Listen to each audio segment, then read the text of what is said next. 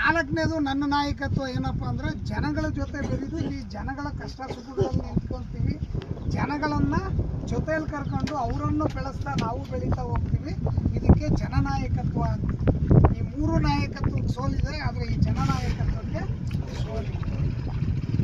ನಾನು ಆಯ್ಕೆ ಮಾಡ್ಕೊಂಡಿರ್ತಕ್ಕಂಥ ನಾಯಕತ್ವ ನಿಮ್ಮೆಲ್ಲರ ಜೊತೆಗೆ ನಿಂತು ನಿಮ್ಮೆಲ್ಲರ ಕಷ್ಟ ಸುಖಗಳಲ್ಲಿ ಭಾಗಿಯಾಗಿ ಮುಂದಿನ ದಿನಗಳಲ್ಲಿ ಪಿರಿಯಾಪಟ್ಟಣದಲ್ಲಿ ನಿಲ್ಲಬೇಕು ಅನ್ನೋದು ನನ್ನ ನಾಯಕತ್ವ.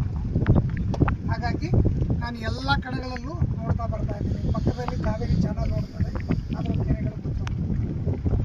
ಹೌದಾ?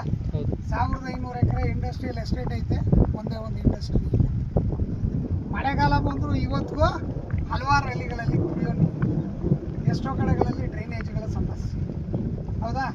ಇವತ್ತಿಗೂ ಎಷ್ಟೋ ಕಡೆ ದಾಖಲೆಗಳಿಲ್ಲದೆ ಜನ ಭೂಮಿಯನ್ನು ಉತ್ಕೊಂಡು ಅವ್ರ ಜೀವನ ನಡೆಸ್ತಿದ್ದಾರೆ. ಅದಕ್ಕೆ 76 ಕೇಸ್ಗಳು. ಅದಕ್ಕೆ ಅವನ್ನೆತ್ತಿ ಇವನು ಕಟ್ತಾರೆ, ಇವನ್ನೆತ್ತಿ ಅವನು ಕಟ್ತಾರೆ.